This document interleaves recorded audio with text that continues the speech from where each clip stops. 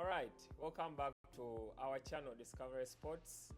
I'm your host, Mustafa K. Chosen, and alongside me, we have Mr. Chagason Benson. Mr. Chagason, welcome back again in our studios. It's a pleasure to be back here and give more of analysis from the world of sport worldwide. Yeah, today we are going to have previews of the previous Euro 2024 games so far that have been played, and we shall also have a glance at the EPL, English Premier League fixtures that were released of recent. Mr. Chagason, I think we should start from the fixtures that came out for the English Premier League. Yeah. Not so? How do you see? Yeah, on the 15th of this month, Yeah. on the 18th of June 2024, the English Premier League released a couple of fixtures for next season, 2024-2025. Yeah. This season will feature a couple of 20 teams with exhilarating games. Yeah. That's around 380 matches. Non-stop action. Non-stop action with 33 weekends, Yeah. 4 midweek rounds, Yeah. 1 bank holiday, Yeah. no summer, no mid-season, No mid-season. because the summer will be a longer one this time round. It's gonna be quite a thriller and a heck. So teams need to beef up their squads. And we believe by August 17th, 2024, the English Premier League will kick off with the first match between Manchester United. There will be at Manchester home. United and Fulham Yeah, they will be at home on the against 16th of Fulham. August. No, that will be the 17th of August. Okay. And they will crown off the season on May 25th, 2025. 2025. That's when we will know whether Manchester City is again crowned as champions, or it will be Manchester United, Arsenal, Liverpool. We're just waiting. So according to the release fixtures, how do you see the way that have been the games have been scheduled?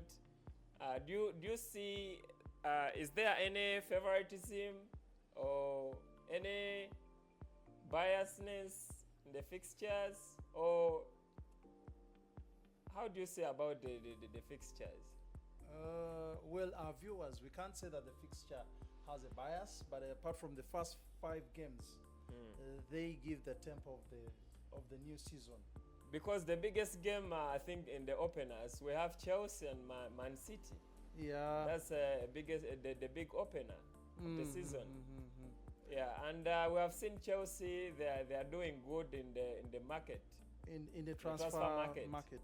Yeah, yes, they are trying to beef up their squad. They're beefing up. Of recent, we saw they signed a centre back. But when you look at Chelsea's first game, the first 5 games, it's only against Manchester City. That will be a hard game to go on, which will be at home at Stamford Bridge. But the rest of the games, between Wolverhampton and Crystal Palace, Bournemouth and West Ham United.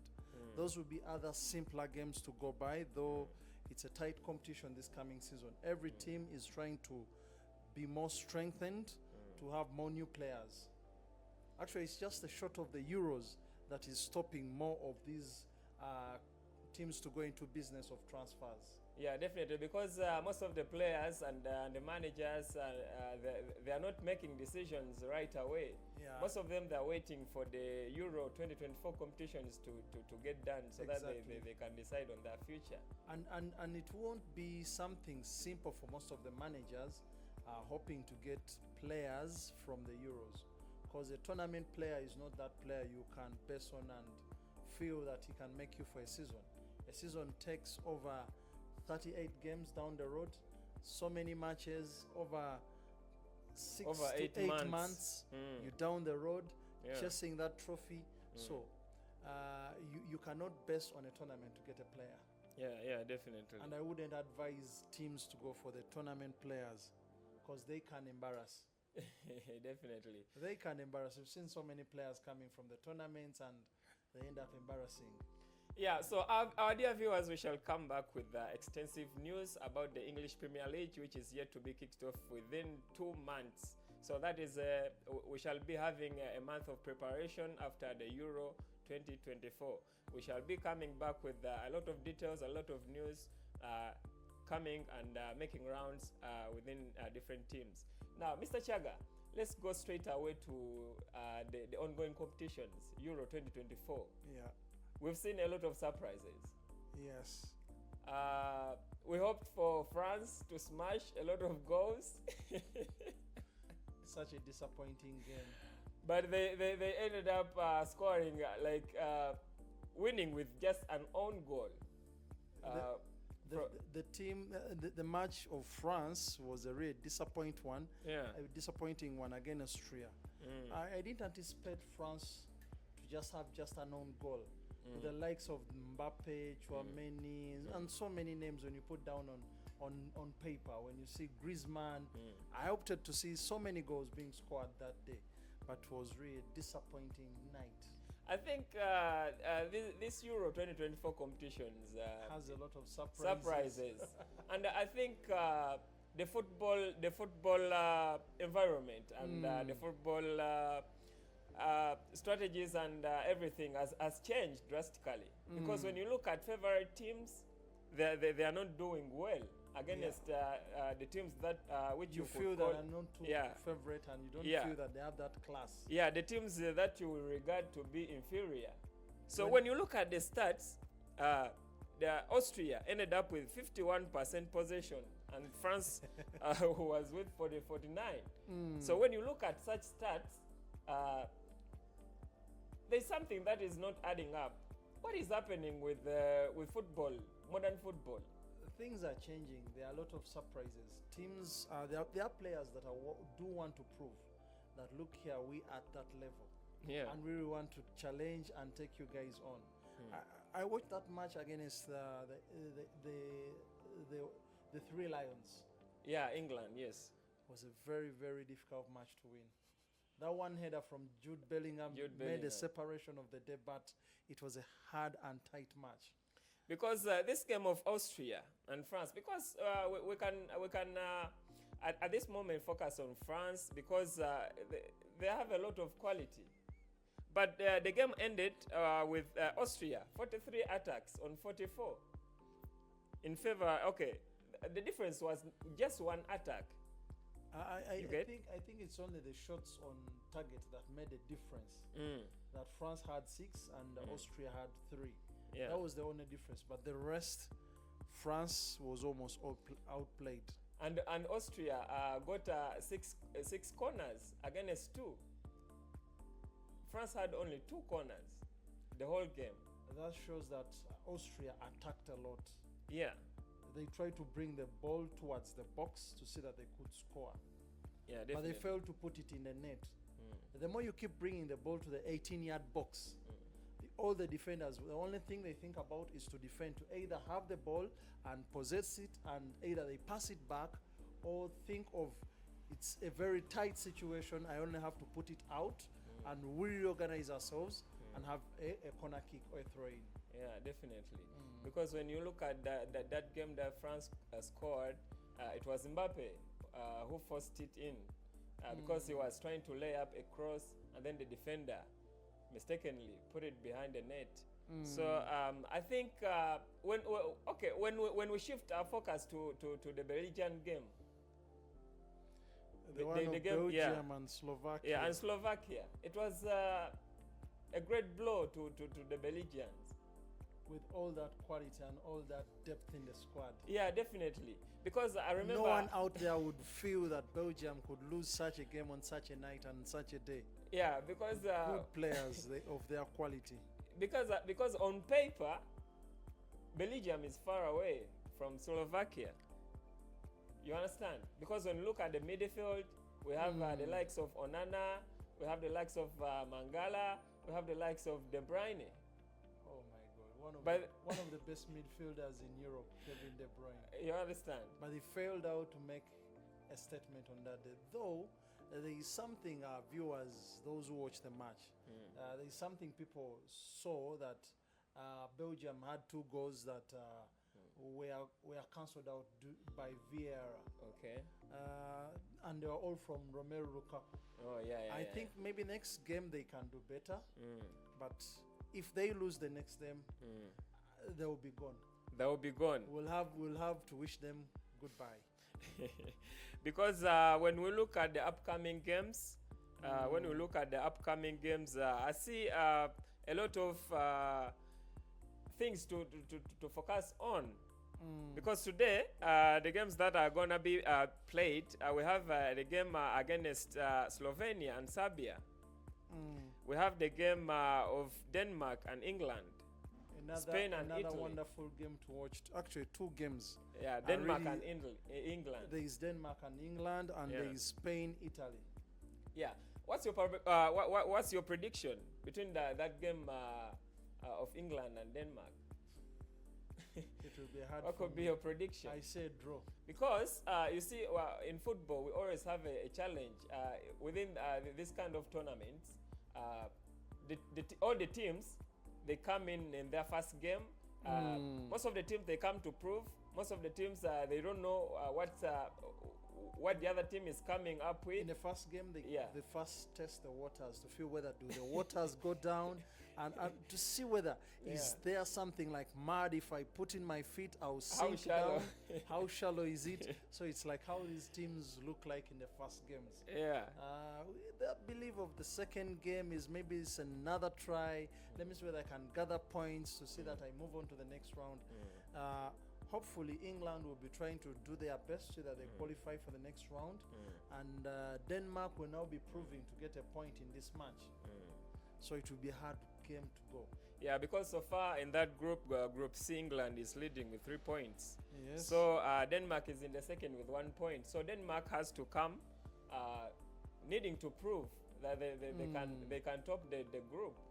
Because they can possibly do it. But I believe, though I say it's a hard game, but I know to my side or to myself, the 3 Lions will take the day. Will take the day. Now, when you look back at Group B, where Italy and Spain, they're going to face to log horns today evening. Yeah. Spain is leading the group with 3 points, and Italy is in the second with 3 points as well. The others, they have 1 point. They have so far played 2. So this is the second game between Spain and Italy in that group. So Italy, they are the defending champions. Spain, they have the quality that you would consider to be a favorite in the tournament. What's your prediction on this game? Well, this is another thrilling game of the night. One thing I want people to note is that Spain has another young team in the entire tournament. A team of players that we have never seen. Actually, they have the youngest player in the likes of Lamine Yamal. Yamal, yes. So young, so talented. So they have a younger team that is ready to race for the tournament. Yeah, definitely. And we believe in the likes of Rodri, Pedri, Alvaro Morata having proved that they can be at a bigger stage. Yeah. Experience from Dadi Carvajal and Marco Cucurella brings a lot in this game. I see Spain taking on Italy with a 2-1, because Italy cannot just go like that. But we have known Italy with the best defense. They just don't. They have a good history about defending their goal. That's why I told you in their last game they had, Italy, they were down by 1 goal nil in the first half. Yeah. They managed to equalize and even win the game with a 2-1. So it will be a tight game. It will be very tight. But I know indeed. Spain might either make it a draw or a 2-1. Indeed. So far, Group A, they have so far played 2 games. Yes. And Germany is still leading with 6 points.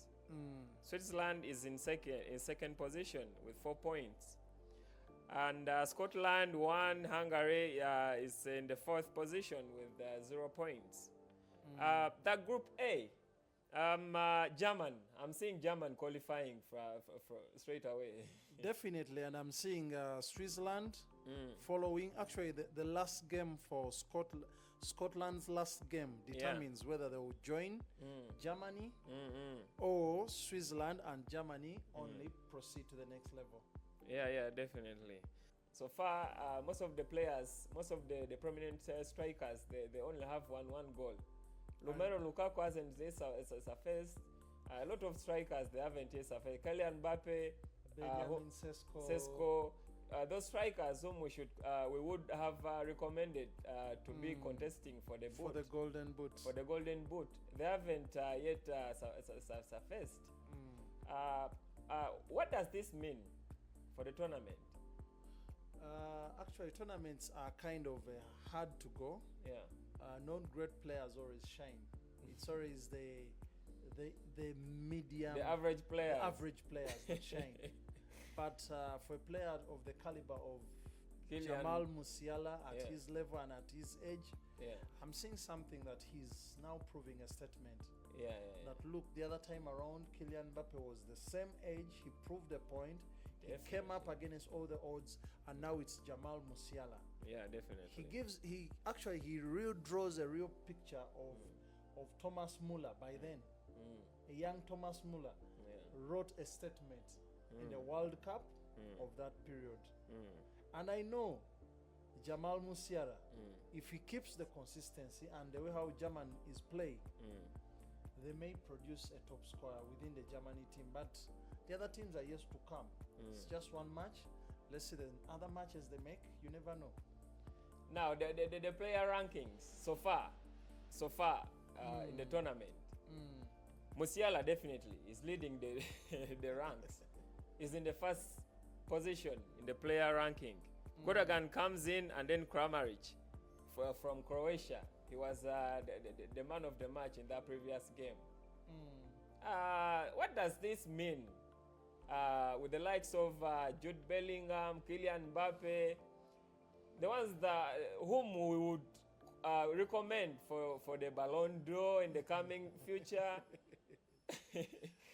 The player of the tournament, if we would be asked which player do you think would take the player of the tournament, we would just point out Kylian Mbappe, Jude Bellingham. Of course, Musiala wouldn't be such a surprise. Yeah, wouldn't be such a surprise because we have seen him poising the great performance in the previous in the Bundesliga. Yeah, yes, definitely. This boy is really something that we should focus on, and we should have high expectation in the football environment. Basically, to the viewers, we still have more games to go. Yeah. We cannot right now come out and say Musiala is the best or this one is the best. We just have to leave the tournament move as we see more players. The first games always are at that level that they really give somebody more pressure as more players carry a lot of pressure load to prove and to make a statement in the first games.